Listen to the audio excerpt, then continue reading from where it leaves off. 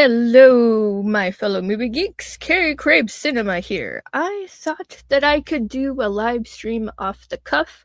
I am sorry, I do not have a webcam at the moment because of, well, we won't get into that. But I will get into some Scream 7. But first, I'm going to introduce what we're actually doing here, because that would be great, right? Let's do that first. We are going to be talking about the golden questions we must ask before we watch Scream 7. Now, if any of you that might actually be watching, that would be great if you are here. Hi, hello, thank you for being here. I appreciate it more than you will ever know. Now, before we even... Oh, I didn't even finish what I was saying. I am so sorry. I'm like a squirrel that goes after an acorn. Anyway, what I was trying to say before I totally went off track there, I was talking about if anyone has any questions, comments, you can drop them in the comments as well, and we will go over it together. But first and foremost, before we even start anything, I would like to, whoever didn't get to see this, I would like to show the horror community. I was watching Scream 6 last night, and something compelled me to look at the trivia, because there are so many Easter eggs. Like, it is just Easter egg galore. So I decided to look through the trivia, and as I was going through it, I noticed something that I think we all would definitely appreciate. And let me show you on screen what I'm talking about. Now, if you do get teary-eyed, trust me, I was already there. But I do believe in my heart and soul that I do believe everyone should see this, because it is amazing. But look at this. Our own boy, Craven Something Scary. He is a part of the Scream. He is a part of the trivia. He is a part of Scream 6 trivia. You can look at this for yourself. It is on Amazon Prime. If you get Paramount Plus, you could probably even see it on Paramount Plus. But if you go on Paramount Plus, you can actually see this for yourself. You just click on the trivia and you go through. I think he's like midway through, and you can literally see this. The 4 main survivors from Scream 5, Tara, Sam, Chad, and Mindy, were called the Core 4 in Scream 6. The name Core 4 was first attributed to these main characters by Scream fan and YouTuber Craven Something Scary, 1 year before Scream 6 was released, and perhaps before the final version of the screenplay was completed. I mean, let that sink in. Our own dear friend, we know how much he adored this franchise. He has now become a part of it. He's now a part of the trivia. I bawled my eyes out because it was just so many emotions at once. Like, it was pure joy. I was on an emotional roller coaster. I was just jumping for joy, and I'm so glad that he gets the credit that he deserves. I'm going to take a look-see at some of these comments. You are correct, Val. His name forever attached to his favorite franchise. That warms my heart. It warms my heart so very much. It's incredible. I know he's smiling big time. Ugh. It is incredible. I don't even know what to say on that one. But I thought I would share this with everyone before I got into anything, because I just think it's beautiful. And he's also on IMDb as well. So I'm gonna let that sit there for a sec. But let's get into some of these golden questions, shall we?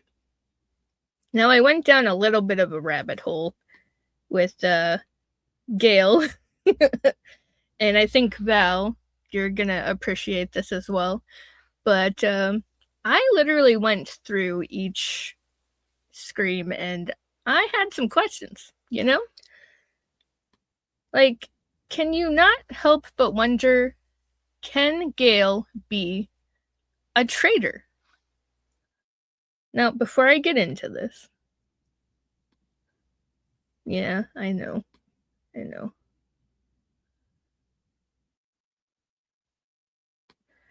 Damn, Skippy, she's very suspicious.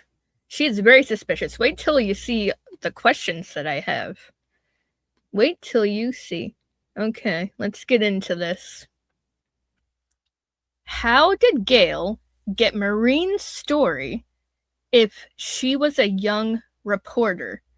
Now, I can't help but to wonder this because, from my understanding, she was brand spanking new. She just got into the field of reporting and she somehow is able to get a huge story in Woodsboro. And she's also able to write a book about it. She's also able to interview Cotton Weary. And I don't know, like something's weird on that. Like I can't see a young reporter being able to be given something that huge. Like I can't help but to wonder how she got that. Like something is up on that one. I just right? Never thought of that one, right? Hello, Ghosty. What is up? Sorry, I don't have my webcam because there's some circumstances. Anyway, what is up? I just did this on a whim. I just thought I would talk about some Scream 7 because we are all chomping at the bit. Am I correct? Hell yeah. Now, another question. Was Dewey manipulated by Gale just to get more info on the murders?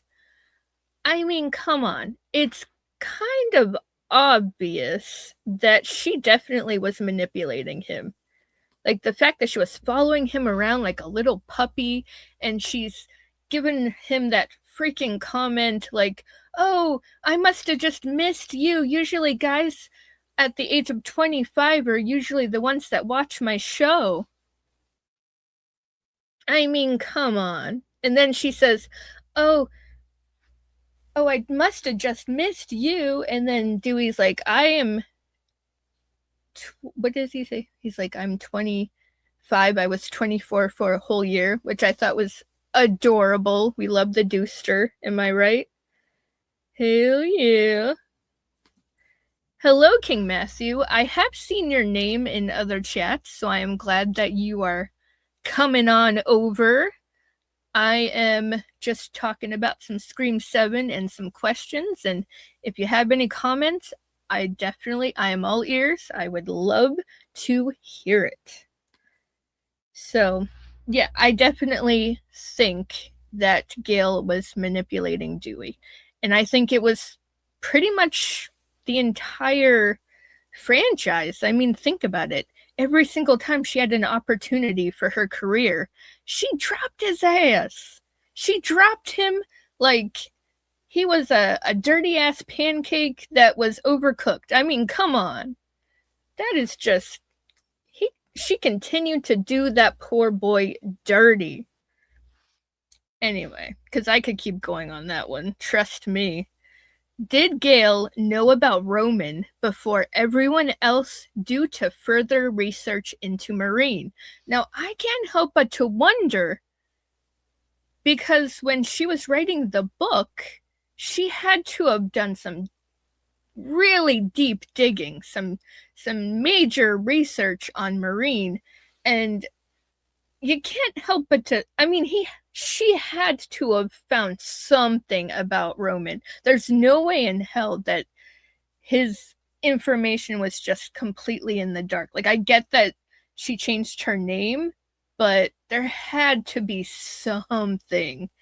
So I can't help but to wonder, behind the shadows, behind the curtains, did Gale find Roman at a major opportune time when he was already trying to dig up some stuff about Sydney, about Marine, about whatever?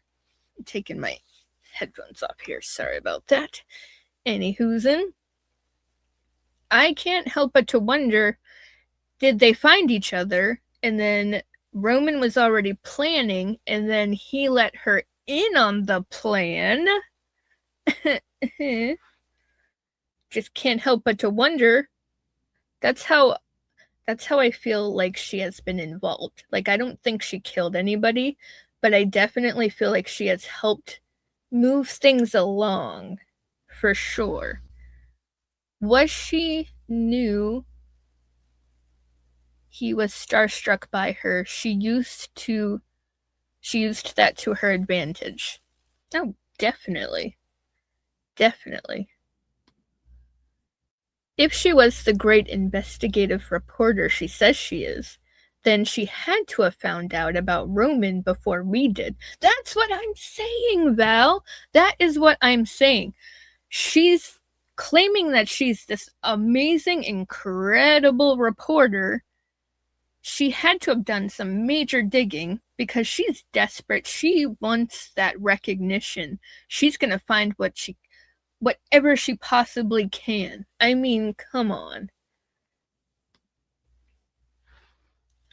I think there's a high chance Gale knew about Roman, especially since Dewey worked on set with Roman. So Gale definitely did her research on Roman, probably beforehand. Yeah, that's what I'm saying. Like, I definitely think there was some definite prior research.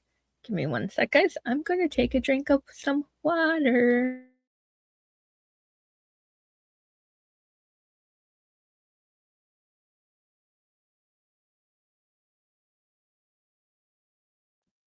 All right, back into this. Oh yeah. Hey, what's up, Jamie? What is up, my sister? I was trying to sound like Scary Movie. I'm sorry. I was thinking of shit at Elizabeth when she's like, "What is up, my sister?" Oh my god. Okay, I'm gonna stop now. I'm having too much fun with that. Anyway, let's get on to the next set of questions, shall we? Okay. Let's get this up in there. Yeah. Okay. When Gale wrote her book, she wrote about Dewey in a derogatory way. Would you do that if you loved someone? I mean, I can't help but to wonder. I can't help but to wonder what the hell she was thinking when she tore his ass down, like, in words. Like, made him look like a freaking dum-dum, like he didn't know anything, which I get. He was new. He was a new police officer, young, naive, but she tore his ass down. Hey, we got some... Okay, what do you got going on? I'm tearing apart a rotisserie chicken with my bare hands. Very primal. Hey, I mean, I condone it. I say go right ahead and you enjoy that shit, okay? I say go for it. Ooh, what does Matthew have to say? I'm curious on how Gale found out about the ghost-based shrine.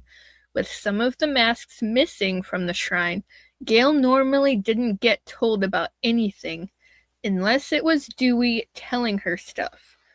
Ooh, you have hit the nail on the head. This is actually one of my questions, spoiler alert. But I'm thinking the same exact thing. How did she find out about the shrine? Because I was watching Scream 6 last night, like I said, and Detective Bailey was even saying, he's like, I don't know how Gale found the shrine. Like, he was even flabbergasted. He was surprised that she was able to find it. So, I mean, come on. It's a little suspicious. Hello, everyone. I'm here while I get dressed to go to church. Aw. A blanket hello. Well, hello to you too, mi amiga. You are amazing, and I'm so happy that you have made it and that you are here to say hello. I am so glad that you came to say hello. So, yeah, about her writing the book. And this also ties into Scream 6 as well, because she said some bad shit about Sam as well. Like, she does not care about tearing people's characters down. She does not care. What does that also tell you? She's ruthless, she's cold, she's manipulative. Like, how the hell has she not? I mean, they even said in 6 you would make an incredible killer. I mean, come on. We're sprinkling in some stuff here. Gale definitely didn't love Dewey. She was a master manipulator in the first few films, so she used his kindness to her advantage. It was Randy's death that kind of mellowed her out a little bit. You know what? I love that you said that, because I saw that switch and I felt that switch when I watched Scream 2. When after Randy dies, she definitely does get softer. But that also leads to my next question. When Gale's phone rings, Randy takes it from her and answers instead of Gale. Was that planned? Do you guys not think that that's weird? The fact that, I mean, I get that Randy was probably just getting annoyed that her phone was being blown up, but do we not think that it's weird that that phone call was supposed to be for her? How did Ghostface know that Randy was going to be the one to answer? Right? Think about that. Was that phone call actually for Gale, or was it actually for Randy because Gale knew that Randy would take the phone? Taking another drink of water. Give me a sec.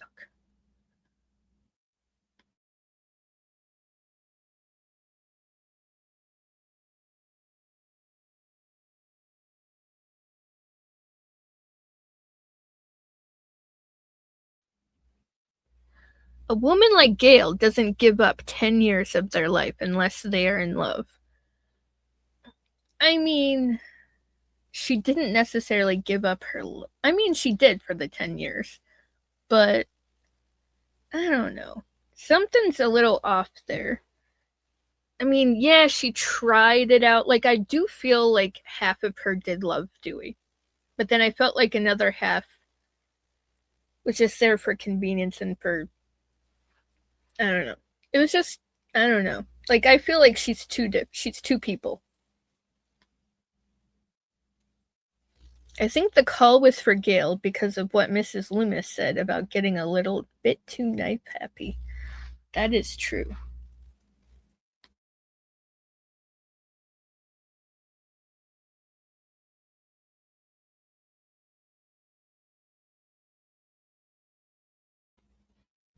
That is true, but he also he kind of laid it into to Billy. Sweat rag. A pansy ass mama's boy. I mean, he went in hard. Matthew says, I think Gail baited Randy into answering the phone because she answers the phone one time beforehand, then hangs up, and then Randy answers the second time, so she was probably in on it. That's what I'm saying. I think that she was in on it.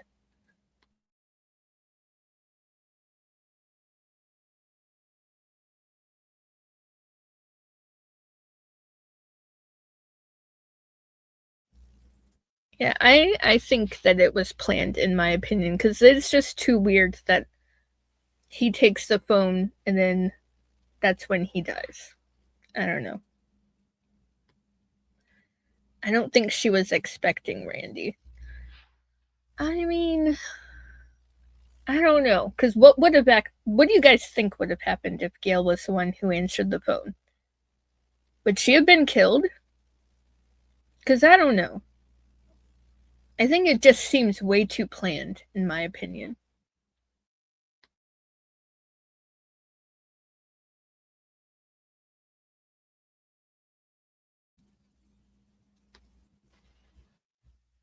What I do find interesting is Randy hit the nail on the head when he said Gale was a suspect, but Dewey clearly not thinking shot Randy down immediately. Yeah, that's what I'm saying. Like, I think it's very, very weird that even Randy was thinking that something was a little off with Gale as well.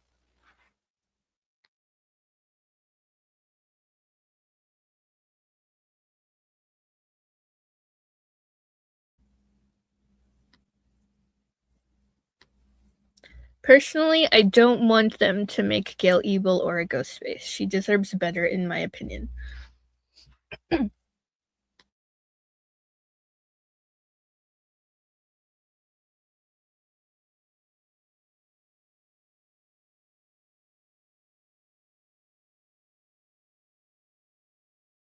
Sorry, what is going on with my throat anyway? Yeah, I mean, I don't know if she necessarily deserves better. I mean, think about all that she has done. She did Sydney dirty so many times, and I don't know, maybe I'm just butthurt about the first Scream, how she handled Maureen's death and how she handled Cotton, and she just treated everything like it was a cash grab.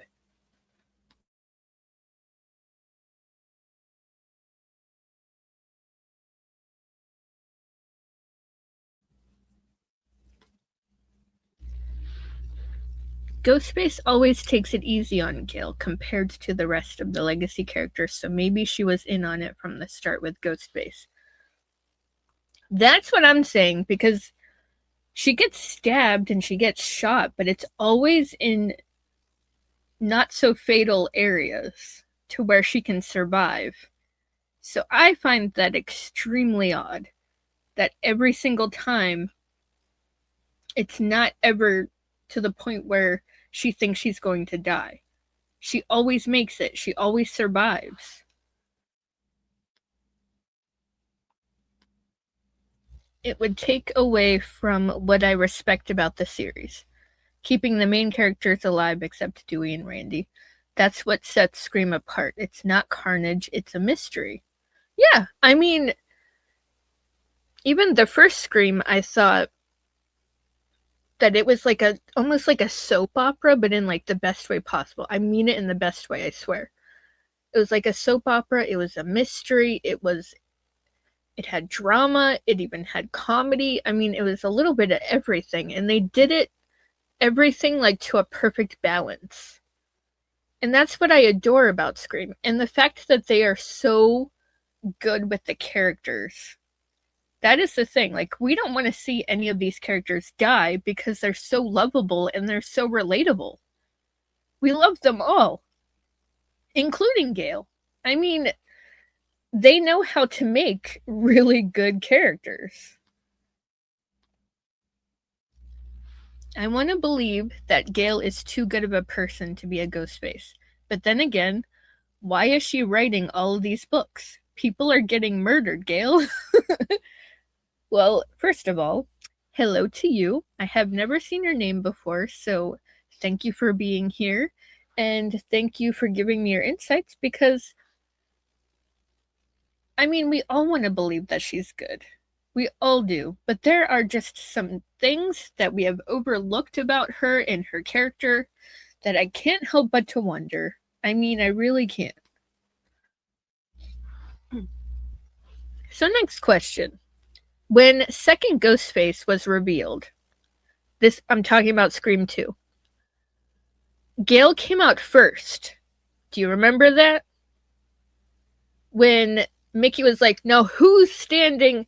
Now who's doing that? Who's behind, the I forget what he actually says, but he's like, "No, who's doing that?"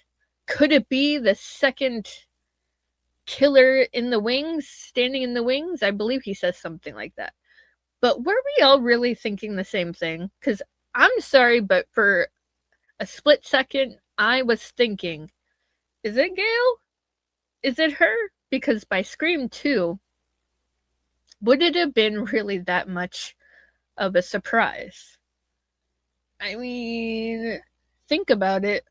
I mean, I wasn't surprised because I was literally with Sydney because you heard the sound of her voice. She's like, Gale. Like she knew. Like she was suspecting it too. She was thinking the same thing that we all were thinking. That Gale is suspicious. I mean, you can't help it. But I was definitely thinking it. I was like, oh, damn. You can't help but to wonder. All I'm saying. All right, on to the next questions. How would Gale know more about Maureen than Sydney would? I mean, really think about it. Sorry about that. When they were showing the pictures, Sydney didn't even know about the pictures. Because she went to Dewey and she's like, why didn't you tell me any of this, Dewey? I mean, she's my mom. But yet Gale knew about it because the police went to her and asked her who this person was. Gale knew who she was, but Sydney did not. Sydney didn't even know about the photos.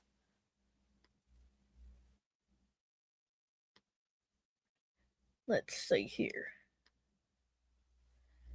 When Gale came out first, I was thinking she was the Ghostface, but then again, she was sad that Dewey was stabbed in front of her. So after a second, I was like, nah, she ain't the killer. I mean, she did look pretty distraught when Dewey was attacked.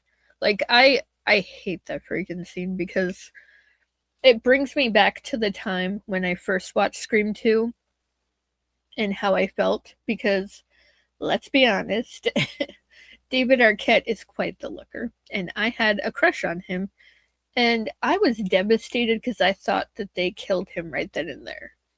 And I was feeling the same way that Gale was. So I did think, you know what, she did feel, you could tell that she was feeling some things when that happened. So, I mean, that's very valid. That is very valid. Yeah, Gale came out first, but that's because they wanted people to believe that Gale was a suspect. Exactly. The shock came from her not being Ghostface. Also, 2 was all about misdirection. Yes, and that is because, unfortunately, Scream 2 was dealing with a lot of leaks. And poor Kevin Williamson, he had to rewrite pretty much the third act because it was originally going to be Derek and Hallie as the Ghostface killers. But because of the leak, he wanted to still have surprise and he wanted to trick the audience, so he had it be Mrs. Loomis and Mickey. Now, in my opinion, I'm sorry, but I love the idea of Mrs. Loomis and Mickey. I'm glad that they went that route because the fact that Hallie, she's a great friend. Like, she was there for her through thick and thin. I just wish that she wouldn't have left her so easily when Hallie got stabbed. I mean, I get it. Sid had this urgency to want to go back to the cop car and figure out who it was. I get that. But it's just so devastating that she leaves Hallie to herself and then she gets killed. I just wish that Hallie would have went with Sydney to check out the cop car. I mean, Hallie was even saying, she's like, let's be smart. Let's go. Let's just go. And she didn't listen to her. Sydney did not listen because she just wanted to know who it was. And then as for Derek, that just would have been Billy 2.0. We don't need that. We don't need a Billy 2.0. I can hardly stand Billy himself. I agree with Randy when he calls him a pansy-ass mama's boy. But anyway, I agree with Randy on that one. But as for Derek, he was just a sweet, sweet boy. He loved Sydney. He wanted to protect her, and it was heart-wrenching at times that even Sydney was not trusting him. It was just so sad. Like, especially the scene where Mickey and Derek switch, and he's picking her up from the rehearsal for the play, and they're talking about how she needs some distance, and she just feels like you can't help but to wonder if it's a trust thing or if it's just she doesn't want him to get hurt. But I feel like it was more of a trust thing, to be honest. But yeah, with Sid not trusting her boyfriend. Exactly. It's a whole trust thing. I feel like Gale knowing about Maureen more than Sydney is because she was obsessed with becoming famous, and like Gale told Sydney, Maureen was the hottest news case of that year. That is exactly correct. I absolutely 100% I agree with that. That Gale wanted to be famous, so she dug up whatever she possibly could about Maureen. And that's how she knew everything. That's what I'm getting at, though. That she was willing to do anything to get information because she knew it was a hot case. Because I remember her even saying, I should have been, like she said this in the first Scream. She's like, I should have been covering the Sharon Stone stalker case, but here I am. Like, just the fact that she says that. I mean, come on. Ugh. Mrs. Loomis and Mickey was a way better choice. I agree. I'm glad Derek wasn't the killer, because that would have been Billy Loomis all over again. Yep, see? Billy 2.0. Which is why I kinda hate the killers in 5, because of Richie being another boyfriend Ghostface. I mean, to be fair, though, I actually did not expect Richie to be a killer. Did anyone else? I didn't expect it. Like, it's so funny that when he reveals himself, he's like, oh, it's me. I know it's a bummer. I feel like he's literally saying that to the audience because there was something about him that you can't help but to like him. You can't help but to like him. But my feelings for him changed that very split second, actually. Because when he turned into the killer, like when he not turned into, but when he revealed himself as the killer, my feelings towards him went sour. I did not like him after that because his demeanor, I didn't like the way it changed. I get that it was supposed to be that way, but Stu did it so much better. I don't know, his reveal, like him going off the rocker was so much better than Richie going off the rocker. Derek's death is so sad. He genuinely loved and cared for Sydney, one of the most tragic deaths in Scream. I agree. Like, he was literally just the fact that as he's dying, he's telling Sydney, I never would have hurt you. I mean, that is heart-wrenching. And then she's holding his bullet wound, and oh man. And then Mickey's saying he had a great voice and he was studying to be a doctor. I mean, the fact that he's just playing into that too. I mean, Mickey is ooh, I like him, but he's an asshole. Although I won't like back in 97 when I seen Scream 2 in theaters, I was so hoping Sydney would get with Randy, but unfortunately, the geek didn't get the girl. Yeah. I mean, I don't think he was ever meant to get her. I mean, he didn't have that certain pizzazz that Sydney needed in her life. He was definitely a great best friend, though. I will give him that. Poor kid. But hey, he got creepy care. I knew Richie was the killer when he was arguing with Dewey and how Richie kept looking back when Dewey was dragging Richie to the elevator. Yeah. I wasn't seeing it for some reason. Maybe I was delusional. I don't know. But I wasn't seeing it because I really wanted to like him. Like, just the fact that I was reading differently into him going back and watching the stab films, I was reading into it differently than what it actually was. The fact that he was just obsessed with the films and he was just watching them while literally killing everyone and also knowing about the murders, it makes it more morbid, wouldn't you say? It definitely makes it a lot more morbid. Anyway, where were we? Gale was the first to get out of the house and miraculously evades Ghostface yet again. Was that just another throw-off? I mean, does anyone else think it's weird that Ghostface, comes out from around the car and about to attack Gale? I mean, yes, Dewey did save her, but I don't know. It seemed performy, if that makes sense. Definitely like a performance. That's what I think. I don't know. Something was off about that encounter. But let's go to the next question, unless if somebody has something to say about that one. When Gale finds Roman's body, she checks for his pulse, and she declares him dead to Jennifer. Is she just bad at checking pulses? Or is she covering for Roman? I can't help but to wonder this. The fact that she's the one that goes into the basement, finds his body, checks his pulse, and she says, like, Jennifer comes down and she's like, is he dead? And she's like, oh, very. And then they run away from it. I don't know. It was just very over the top. I get it. Anybody would react to a dead body.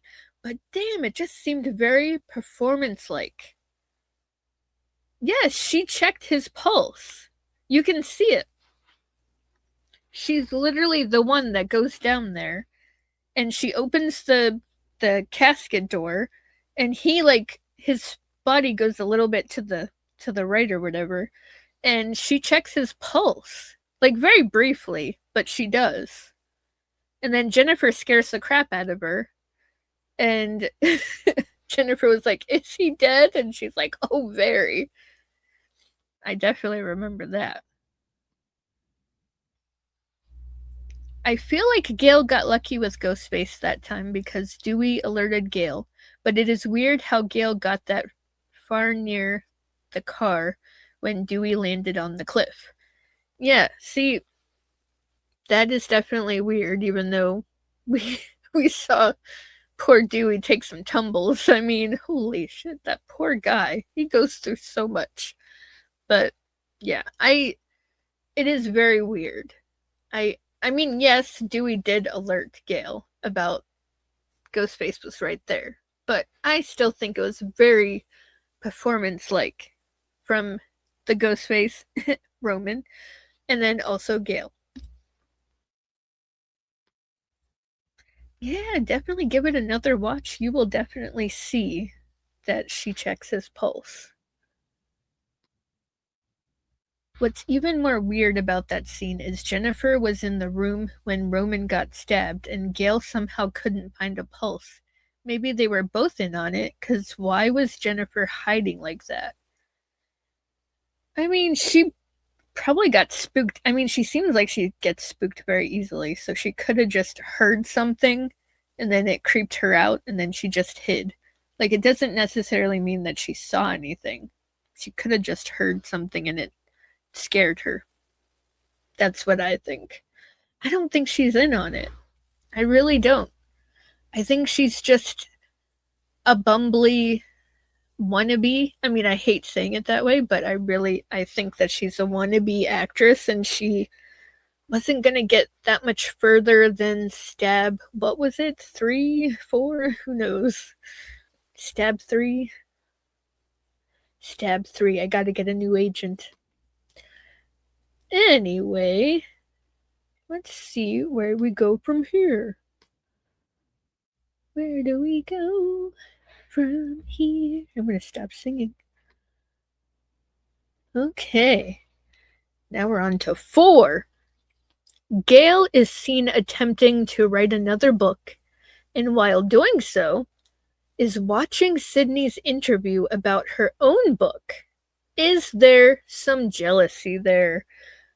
I mean, you can't help but to wonder this, because the fact that she's watching the interview while she's trying to write a book, she's got nothing down. She's feeling a little bit like a failure. She wants to be relevant again. She's got nothing going on.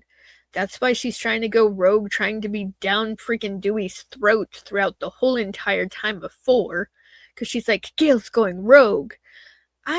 She was so annoying to me in 4. I'm sorry. Just, I could tell that she felt suffocated, and she was trying so desperately to feel like herself again. And Dewey was doing his thing. He finally got to, have his career. He's being his awesome self again, and she's just getting in the way. I'm sorry, but that's just how I feel.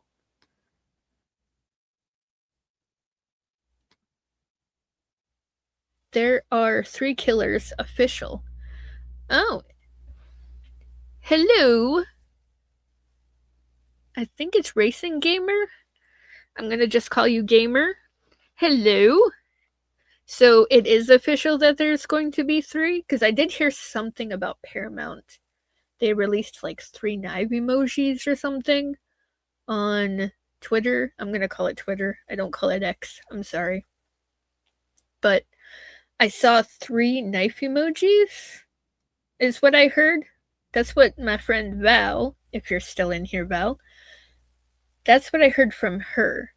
That there was talk about emojis about the 3 killers. We'll see. Gale could have been the one to put the bloody pictures of Sydney and the Ghostface mask in Sydney's car to frame Sydney, which is why Sydney couldn't leave Woodsboro during 4. I mean, she was the one.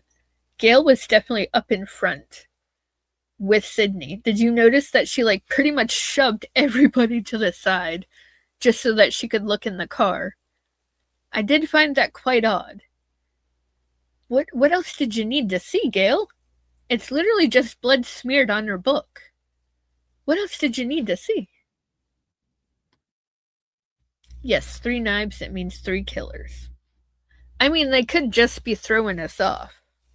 I mean, they're very good at that. They're doing a very awesome job of that this time around. I am going to tell you that. But on to the next question. Gale tries desperately to get into the Woodsboro Film Club, and they want Sydney more than her. Could that validate her envy? I mean, this also kind of ties into the last question, that it's making Gale more and more feeling more actually less relevant. She feels like she's fading away, just like Tara says in Scream 6, and I couldn't agree more that she is so afraid of fading away, of not being relevant. Gale was at her funniest in 4, by the way. Your lemon squeeze tastes like ass. She did not like Judy at all. I did like the lemon squares taste like ass line. I mean, I also liked how she talked to Rebecca as well. Her tarnished brand. I still got it. Just the fact that she's walking away and she's saying that to herself like she's got confidence. I still got it. I thought that was hilarious. She's so funny. She definitely was. She was funny in 4. I will give her that. but she was trying so hard to be relevant again because she knew that Dewey was doing his thing, and she felt like she was in the background. She does not like that. Not at all. Thank you, ma'am, for reading my comment. It's the first time someone has read my comment. I have a question. Will we see a father and mother of Stu Mocker? Well, of course I'll read your comment. You can comment as much as you want. That's what this whole stream is for, to ask questions and to answer them.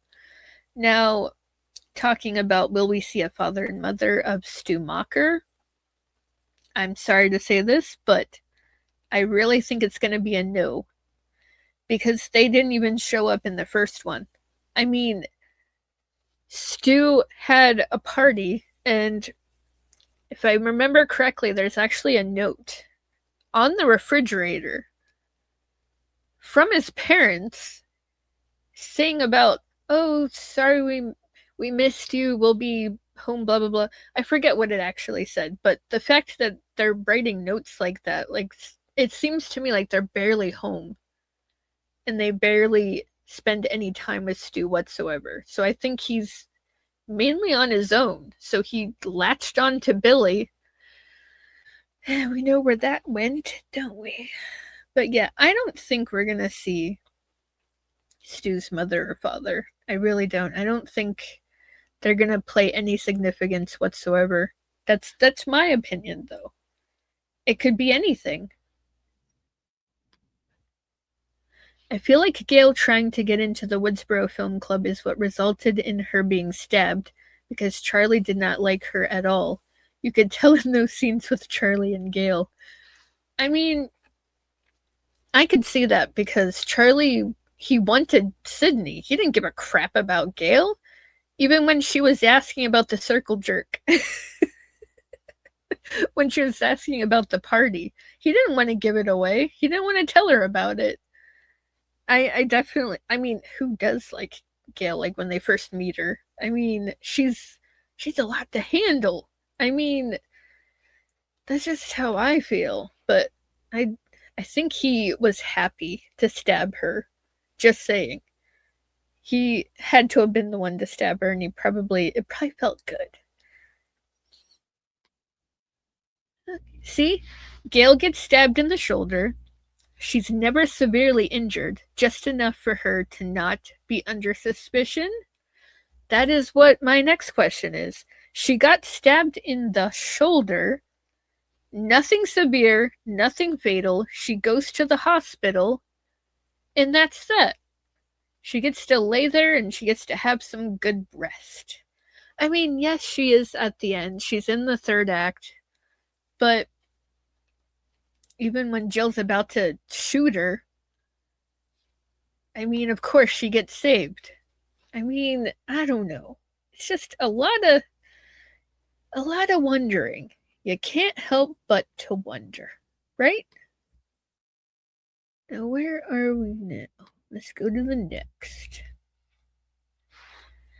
Gale comes running when Sheriff Hicks gets murdered. She confronts Dewey only to get angry at him. I couldn't help but to have this observation, because she was nowhere to be found. Granted, yes, who knows where the hell she was. She's probably in, like, California or something.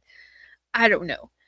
Doing her talk show, which I know that Dewey was watching her, and then texts her about the things that are going on, and she got mad about that, which I totally get. But then you have to wonder, though, the reason for... You have to wonder what the reason was for her coming back. I mean, she heard about Sheriff Hicks, so she had to cover the story, because even Dewey said, oh, are you coming for the scoop? I mean, come on. I mean, that's weird all on its own. And also, what was the actual reason for her coming back? It wasn't for Dewey. It was for her trying to cover a story. I can't help but to feel that way. I'm sorry. that brings me back to my other point about Ghostface going easy on Gale, because Sydney got done worse in 4, stabbed in the gut, then had her stitches ripped out. Yeah, I know, that was pretty friggin' gnarly. I hate that. I hate that Jill is the one that stabbed her, and then she knees her in the freaking stomach, and her stitches get ripped out. It's BS in my opinion, but I definitely think each and every Ghostface has gone easy on her, which really, really makes me wonder, is she telling these Ghostfaces to go easy on her, or at least to stab her or whatever, just so that she's out of the eye of suspicion? I can't help but to think that. I'm sorry.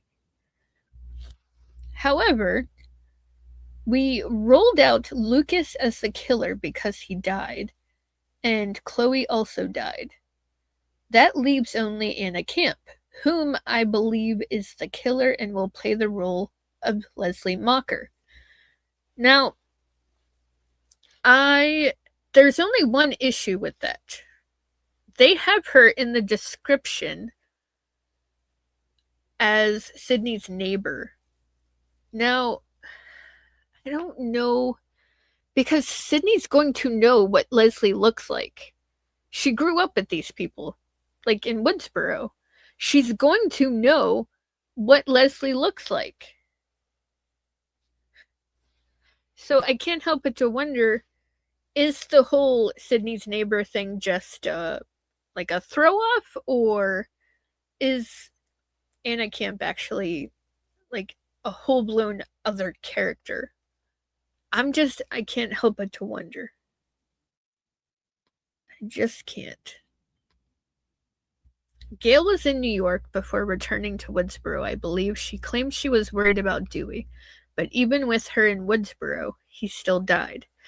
And that brings me to my next question. Literally, the next question. So thank you, Matthew. That was actually a perfect tie-in.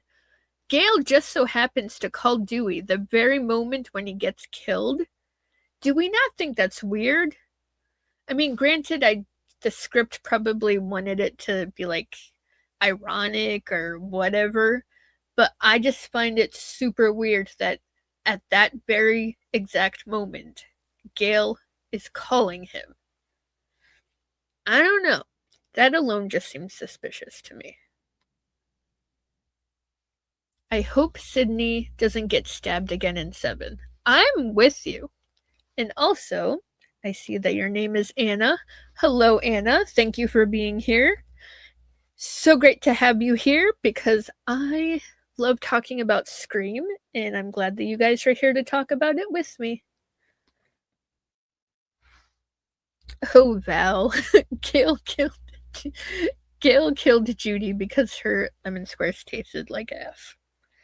You know, that very well could be the reason. That is so funny. And then, of course, the lemon squares did come back into play in 5. Because remember, with Wes, he saw the note on the refrigerator about the lemon squares. So they came back for a little cameo. Maybe Gale is the head moderator of the Ghostface Cult online forum. That's what I'm saying. I feel like she is the head moderator. Like, I don't think she killed anyone. I don't think that. But I do feel like she is using other people to move along the other pieces of the plan that she has, like the master plan. I feel like Roman, I'm sorry, but I feel like Roman felt that he was going to die. He knew it. So he had to have somebody else help, bring out the rest of the plan. Because he had it in motion, like the beginning, but there's more to it that he wanted. And I can't help but to wonder, is Gale helping with that? And did Gale get other people involved as well? I mean, I can't help but to think that. Also, I hope the girl wearing the blue plaid skirt walking with the two other girls in the trailer is not Ghostface. Dead giveaway. I think it's a red herring. It is McKenna Grace. Love her. By the way, I am loving her other work. She is a great actress. I think she's going to kill this no matter what character she is going to play in here. I just have a bad feeling that it's not going to be a very big part, in my opinion. I think she's probably going to be like the second or third death. Technically third, because I think the opening literally is in the trailer with the girl hanging from the chandelier, swinging like freaking Sia. Sorry, I had to say it. I feel like she's going to be like the third death. I don't think she's going to be in the movie for very long. I really think that the plaid skirt was just a little pokey fun type of thing. I don't think it's going to really mean anything this time around, but you never know. Maybe they're going to, be obvious, not obvious like they were in the first Scream. You never know. Also, I find it odd how Gale was so quickly able to change clothes in the scene she arrives to the hospital, and she immediately somehow knew Dewey was dead even though she didn't know where he was. I mean, that is very weird. It is very odd. They could have had some time jumps in between, though. Hang on one sec.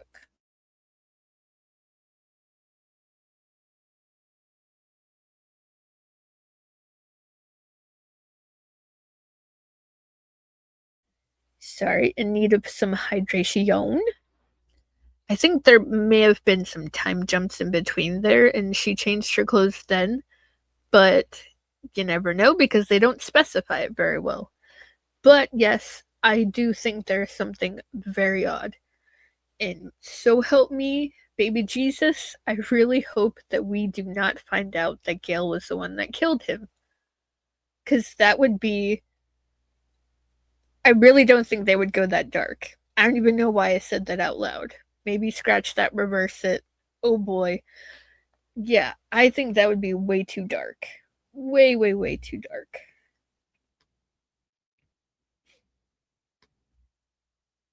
Did you like Scream 6? I liked it, but a lot of people hate it for some reason. To be honest, I like 6 better than I like 5. And I will tell you why. I don't like that they killed Dewey. I think they did not earn it. And the way that they did it, it's extremely dirty. And I don't think they should have been the ones to do it. It rubs me the wrong way. I don't like it whatsoever. As for 6, I don't care for Sam in 5 because there's something hokey about her. Like the fact that in the scene where Ghostface calls her for the first time and she's running away from him, and then she runs to the cop and she's like, "He's trying to kill me." It sounds like a laugh cry to me. And I'm like, dude, you're supposed to be scared. And you sound like you're laughing and crying at the same time. What is happening? Like, I can't believe you when you act like that. But then in 6, oh my starry eyed surprise. I love her in 6. I like the angle, I like the direction that they take Sam in 6. There's just something better about her. Like, she just seems more polished. And she also, there's a darkness to her that I actually enjoy. And I know that sounds creepy, but I don't know. I just love her character so much more in 6. I'm wondering what role Roman Bridger will play. Who do I like that? I love that comment so very much. I don't think it's going to be a very big role. I hate saying that, but I want it to be. Oh, how I want it to be a very big role. But I mean, unless if we get some flashbacks that explain a lot more about what happened in like the first Scream, second Scream, up to third Scream, because we didn't see Roman until Scream 3. What was he doing in Scream 1 and 2? Because he had to have done a lot of planning in order to get to Sydney. I mean, in my opinion, I feel like he was lurking for quite some time, and I feel like he was watching Sydney for a very long time. And I am sorry, but I think he was the ghost face that was in the bushes when Tatum and Sydney were talking about the Wes Carpenter flick. I think he was in the bushes, and I also think he was the reflection in the freezer when they were in the grocery store getting food for the party. I totally think that that was him.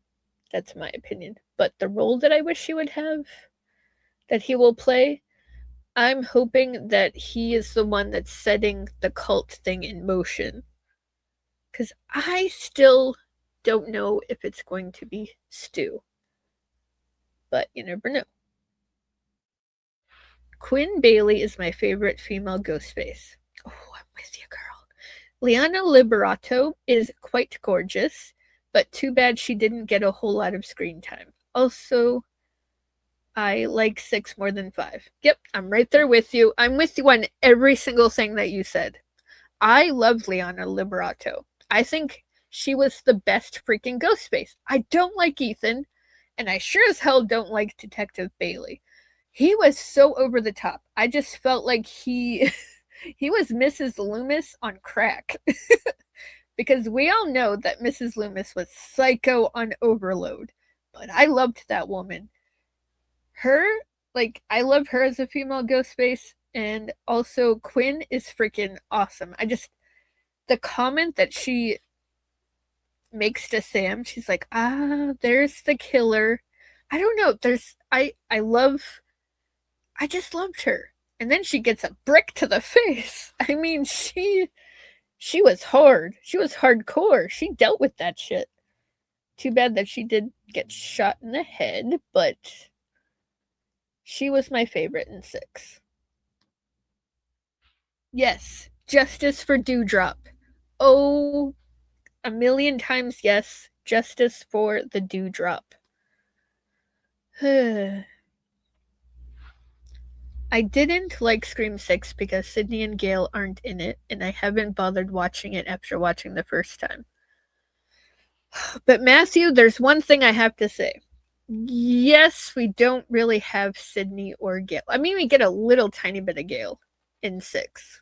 And I'm not going to tell you since you said you didn't really watch it. But 6, in my opinion, has one of the best openings.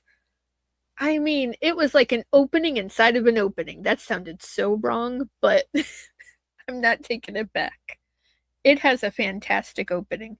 The fact of Laura Crane, the professor, she's talking about slasher flicks, and she's all giddy and schoolgirl-like over this date that she's about to have. And literally this whole entire time, she's talking to the killer that is about to kill her. I mean, that is scary as hell. That is relatable, because a lot of people do the whole online dating thing. That is scary. It's brilliant, because it is a perfect way to get a person where you want them. Because she's just thinking that she's going on a date. Oh, no, she's not. She's about to get her ass killed. But then we think that's it. We think that's the end. And we think, oh, right when the blood hits Ghostface's, mask, he's like, now I see red. We think that's the end. Oh, no. That is not the end. There is more to it. The fact that we get an early reveal of a ghost face? Come on. That is new. It's fresh. We get Jason going home. He's talking about the kill. He is a complete asshole. I mean, he's a dirtbag of all dirtbags. But the fact that he is now, the tables have turned, my friend. They're playing cat and mouse. literally hot and cold. It is brilliant. It is one of the best opening scenes, in my opinion. I mean, hands down, we all know the first Scream opening is by far iconic and it is legendary. I'm pretty sure that that opening could make anybody a horror fan, in my opinion, because it is just beautifully done. It is perfection to perfection. And yes, Sydney and Dewey are not in it, unfortunately. Sorry, I had to go on a rant there. Woo! Also, I really love the subway train scene. I just wish they actually filmed it in NYC instead of in Montreal. Yeah, I know. I definitely agree with you. I love that subway train scene, though. It is intense, and the fact that it is done on Halloween, I think that that was absolutely perfect. They set that up like perfectly because people are dressed up. They could be anybody. And then there's like what, three or so ghost faces in the crowd of people on this crowded subway train. That is creepy as hell because that could actually happen. It's creepy. I love that scene.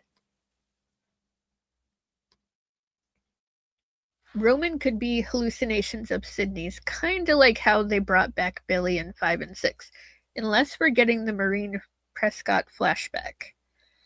Oh, so much to unpack there. I don't care for the Billy. I don't care for the Billy hallucinations. There's only really one time that I actually care for it, and that's the scene where Sam is reaching for. She's fighting with Richie, and Billy's literally like pointing with his eyes where the knife is. That's really the only time that I actually like it. I don't like it any other time. But and especially when he's in the car. He's in the back seat of her car saying, "Let's cut some throats." I mean, it is so hokey. I don't care for that part. And then as for unless if we're getting a Marine Prescott flashback, I personally don't think we need one because of how brutal it sounds. And also, I don't know. I don't think we really need a Marine Prescott flashback, to be honest. Like, I don't mind seeing the before and after, but we don't need to see her getting killed. We just don't. Like, them alluding it in Scream 3, like the whole, having the cover on her body and then she's talking to Sydney, that is as good as I think it should get with Marine, in my opinion. And then the dream, the nightmare with Marine, I think that's brilliant. I love that scene. It is scary.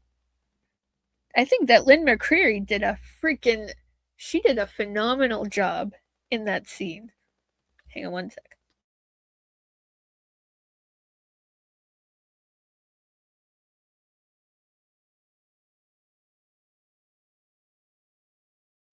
Okay, I'm good now. I'm talking too much. If I had any say so, I would have preferred to bring back Mickey instead of Stu and Roman. I love Mickey, and I really think that there was so much potential with that character. I don't understand why they didn't show him more. Like, I think in actuality, I will have to Google it sometime because I'm actually curious how much runtime he actually had. Because I don't think Mickey was in the movie for that long. But when he was in the movie, whew, he played some mind games, some really good mind games, and that's why he's one of my favorites too. Yes, he is one of my favorites. Roman is my all-time favorite though, for sure.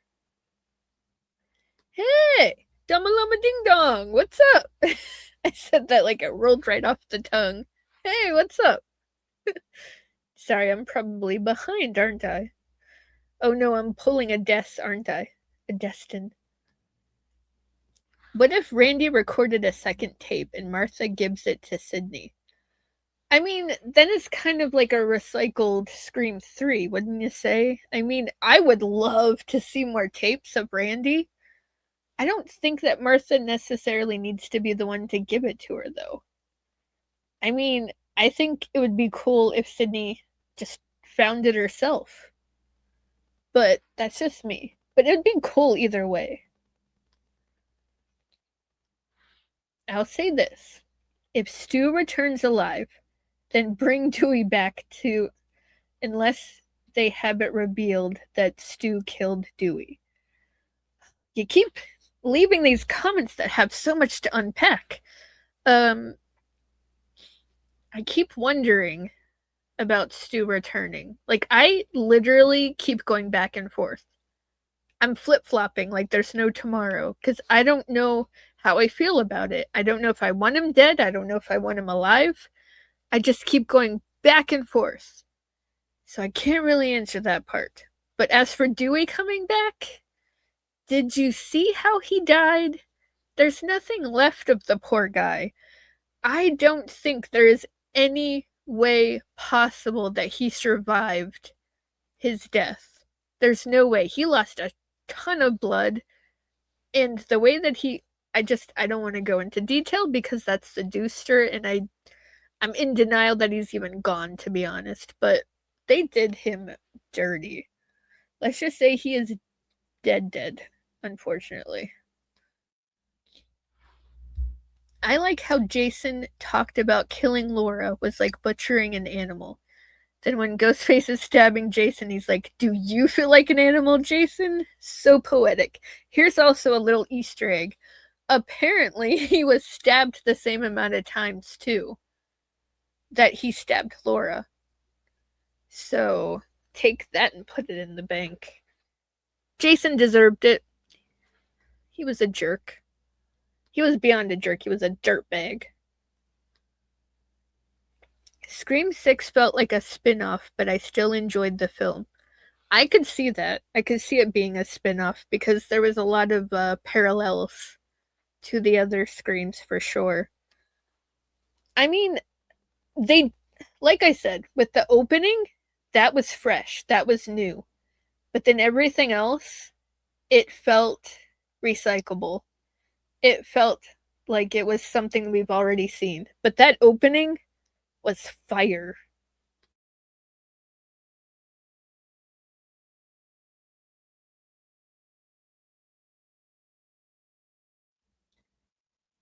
Okay. Did you see that deleted clip of Roman making a voice changing device and dubbing it over the voices of his victims? You should see it. It's an old video. I actually did see it. And it just shows how much of a genius our boy Roman truly is. He is a freaking genius.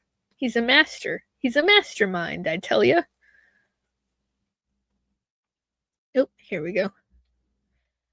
In the subway train scene, I like how there's one Ghostface aggressively walking towards Sam and her crew. Danny has the balls to stand in front of that Ghostface, but turns out they were just getting off the train. Yeah, I mean, I love that scene though because he's like, "What's up? You come at me, bro." Like that's the look that he was giving, and I was like, "Damn, Danny, okay." I was feeling him. He was being a badass. He was just protecting his woman. That's it. That's one way I could see Dewey being featured in Scream 7. Maybe Gale has nightmares of him, because in my opinion, Scream 7 needs to bring back that tense fear factor that Scream 1, 2, and 3 had. I couldn't agree more. I agree with that so much. I just hope that they find a way to go back to old roots, because 5 and 6, as much as I do appreciate them, they don't feel the same as 1, 2, and 3. They feel very different, and it's obvious why it doesn't feel the same. Because of Wes Craven and Kevin Williamson. They're a dynamic duo. Just radio silence, they need to stop while they're ahead. I hope that they have success in whatever they do, but stay away from Scream from now on. That's all I have to say.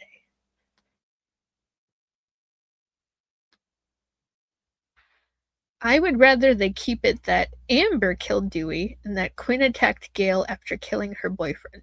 Well, Quinn she actually says in 6 that she's the one who stabbed Gale. As for Amber, I can't stand that girl. I hate her with a fiery passion. I don't like her. I don't like her in any shape, way, or form. I just don't. I hate her as much as Jill. So if I found out that Stu was the one that killed Dewey, it would feel so much better to me, in my opinion. That's just me. Hello, wrestling god. How it do? What's up? What up? What up?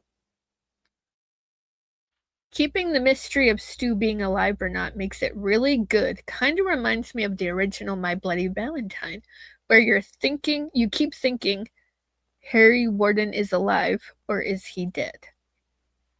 I like the mystery as well. I would not be mad at, like, me personally, I'm hoping that it's more so Roman is trying to, I don't know how to explain it because it's a lot to unpack. I'm hoping for the cult route. And I'm hoping that this cult is just, they're very, they love Roman and they love Stu, and they're trying to keep their legacy alive, and they're trying to play out their plan. That's what I'm thinking or hoping. That's just me.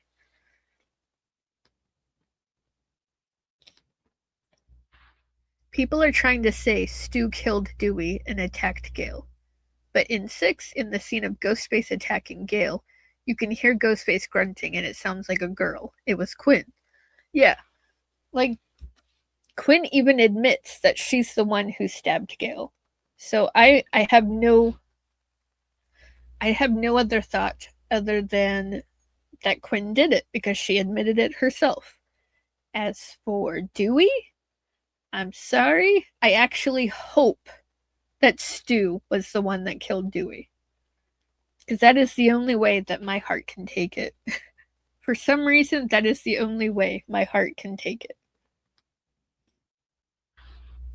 The cunning Angelina was also intelligent and malicious. She was the second assassin with Roman in the final chase. Angelina was stabbed by Roman, but I think it wasn't real blood. Ooh, hold on.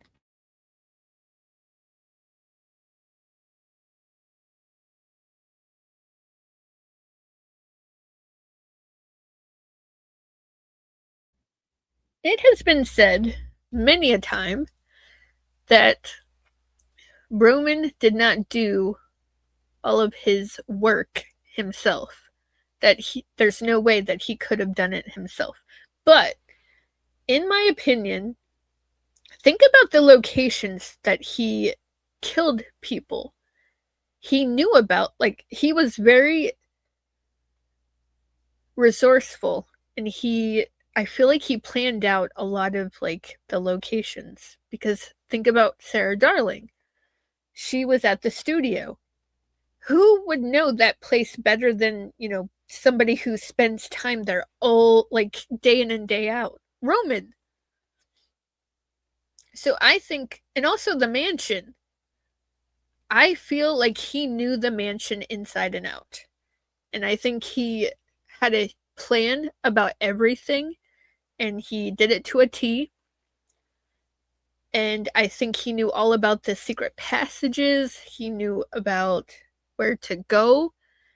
That is just my opinion, but that's what I think. I think that he really did go rogue, and he really did everything himself, and he was strategic.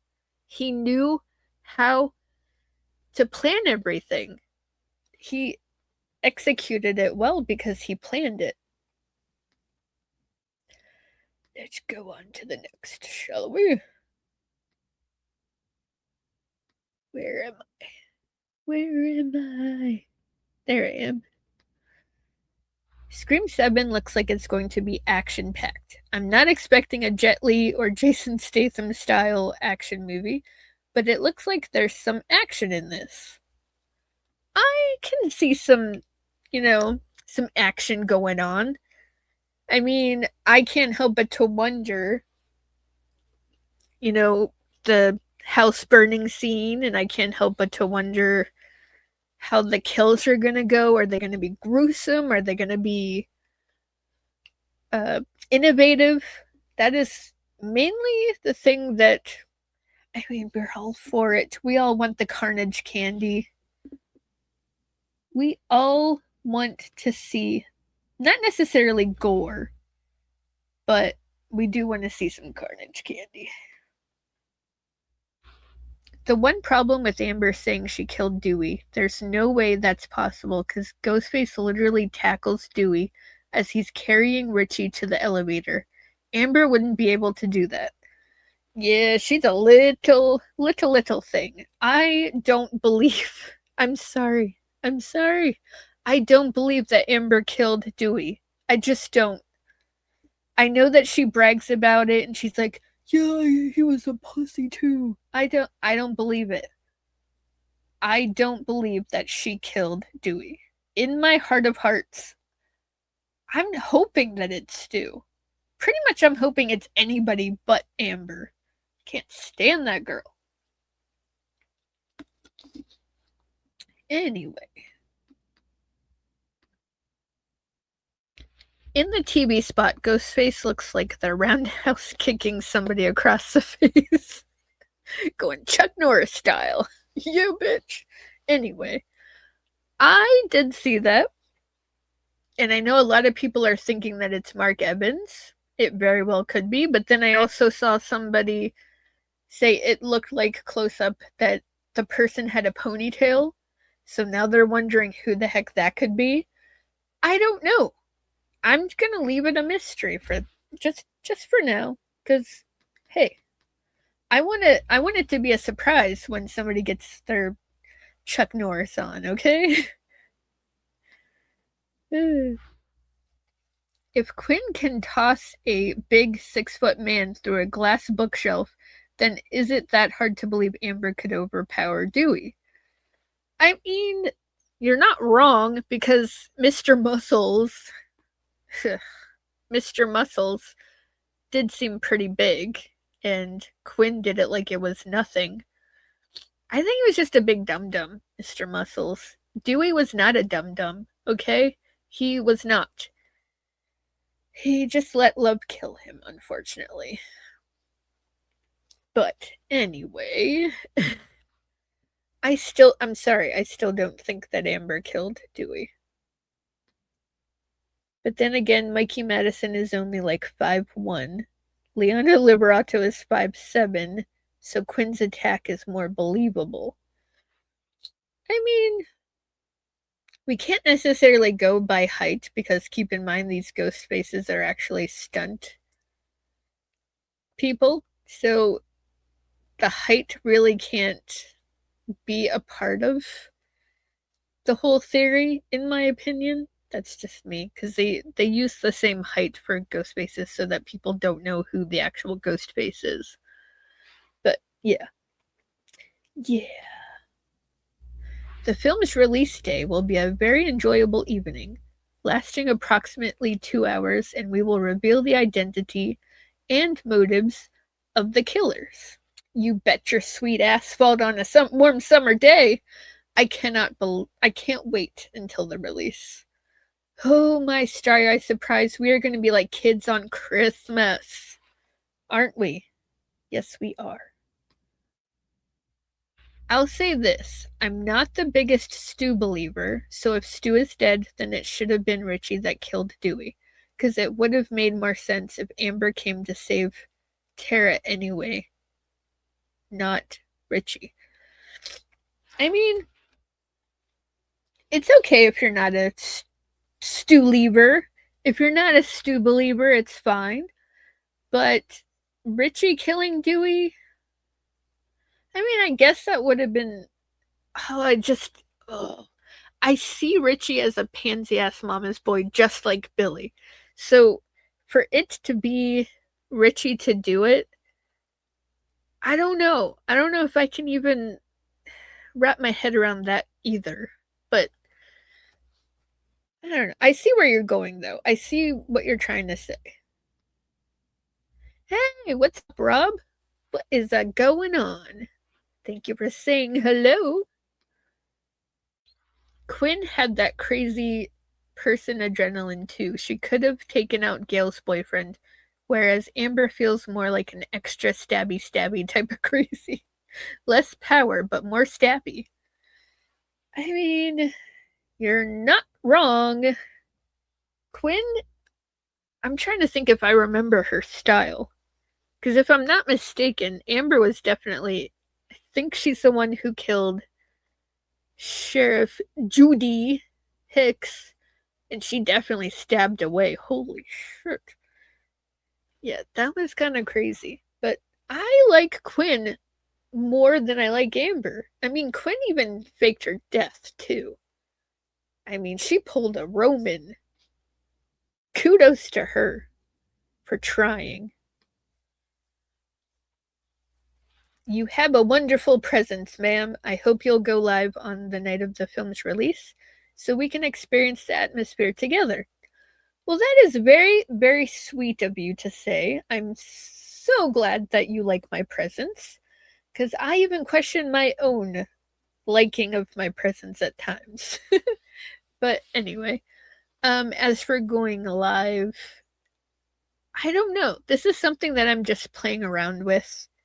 And I'm glad that I had some people that showed up because I genuinely thought that I was going to be going through these questions and I was going to be Han Solo and just talking to myself. But you lovely, wonderful people came here and you had great insight. And I appreciate that so very dearly.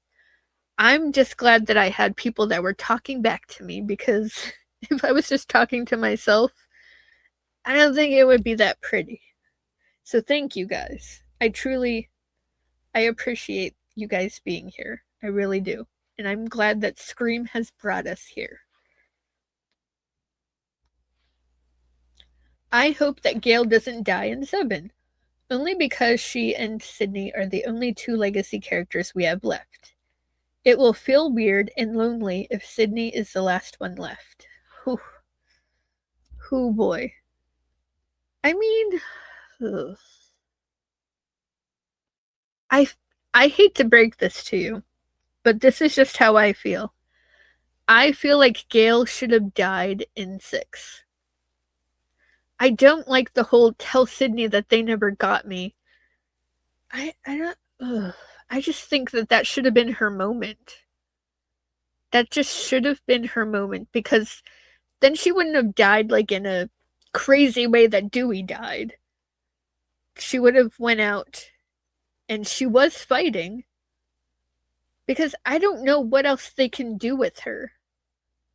I really don't. I don't know what else they could do with her character. If you guys have some good ideas, you better let me know.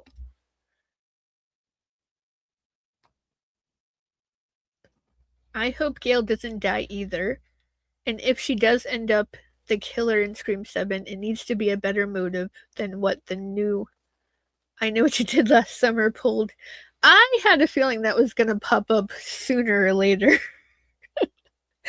I was waiting for somebody to mention that. I really did. The thing is, with I Know What You Did Last Summer, I don't hate it.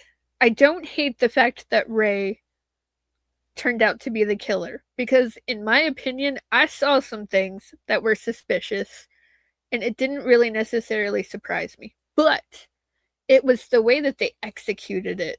It was just horrible. I can't even talk anymore about that. But yeah, we'll just move on from that one. Another thing about 6 I really like, in the finale, before the reveal, there are 2 ghost faces in one scene. After attacking Chad, they both wipe their knives simultaneously. That's so cool. I know. Now I'm being like Monica from Friends. I know. Sorry, I had to do it.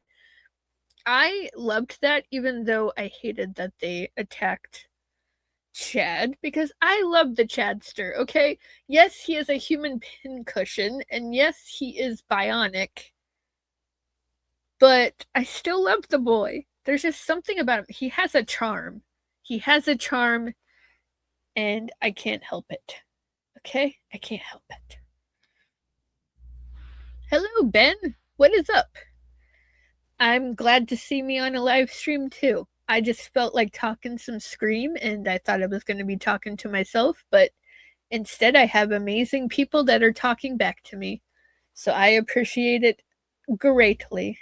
Thank you for being here. What's up, Jordan? What's up? I'm going live, not live, okay? Just specifying. Just wanted to be clear. Courtney Cox said she loves playing Gale, so I think they might keep her as long as possible. I heard they killed off Dewey because David wanted 5 to be his last movie. Oh, I hate to tell you this, but David was devastated when Radio Silence told him about Dewey's death. He didn't want it to happen. They treated him like crap.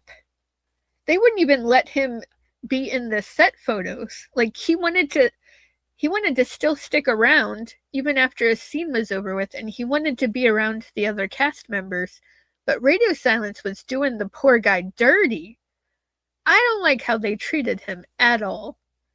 The whole situation, it broke me. Like, I just felt so bad for David, and the fact that I heard about him possibly having any kind of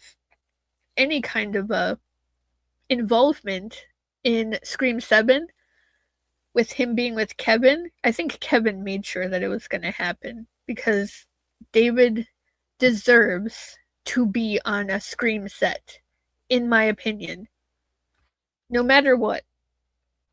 Because Dewey is a do or die, okay? Dewey is our little dewdrop. Okay? Well, so I have been streaming for about an hour and a half. I think that's a pretty good ending mark, wouldn't you guys say? I have had a blast. Can I just say? I have had a blast talking to you guys. And the sad part is, I didn't even finish all of my questions, unfortunately, but I think I am going to actually end it here. And I kind of want to do this again, because this was an ultimate blast. So thank you guys for being here.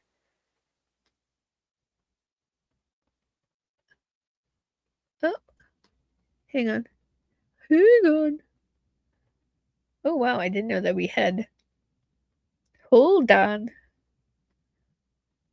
Let's see here. I'm going to read these, and then I'm going to call it. They could have revealed that Gale and Dewey had a kid, which would have made Gale's character a little more powerful in 6 after Dewey's death in 5.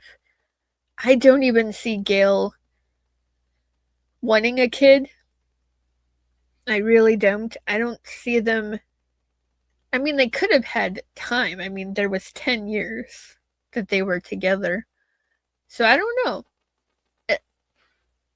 I don't even know how I would feel about that. I don't know. For some reason, that is baffling my brain.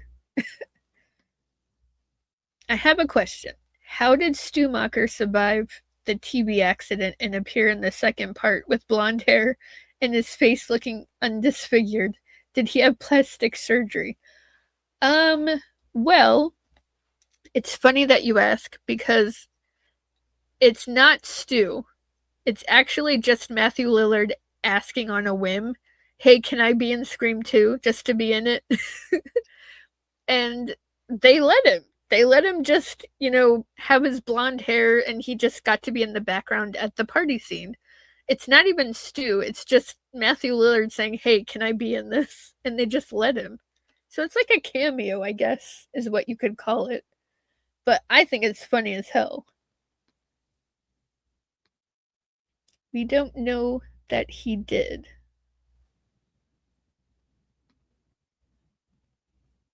Oh, I mean, like I said, it was a cameo. That man Fate started tweaking. I mean, he was always tweaking, but anyway. Thought you said thought you said live and not live. I mean, he was probably on like some energy drinks and stuff. Probably he was probably on something. That's why I hate Radio Silence even more because of what they did to David on the set of 5, not to mention how dirty they did Neve in Scream 6. Yep, I'm right there with you. I think it was absolutely devastating what they did to David, and the fact that they were doing Nev dirty since like Scream 3, unfortunately. I was mind blown when I heard that.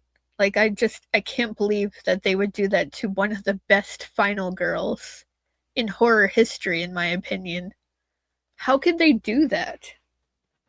Just, I don't get it. I hope she's getting paid hella well for Scream 7. Oh, that sucks. They did David dirty then. I thought they said he wanted to leave the franchise. There is one actor who actually did request to leave, and that was Lev Schreiber. He actually asked them to kill off Cotton because he didn't think that the franchise was going to take off, even though he regrets it now. But he told them, he's like, just kill me off because I'm done with this. I don't think that these movies are going to get any more popular, so just do it. Now he regrets it. He wishes that he never would have said it, but hey, he has now become part of Scream 3's opening kill. And I'll say this too with Radio Silence doing The Mummy 4, they better not kill Rick O'Connell. I mean, you never know. You never know. See ya, I gotta finish setting up my. Okay.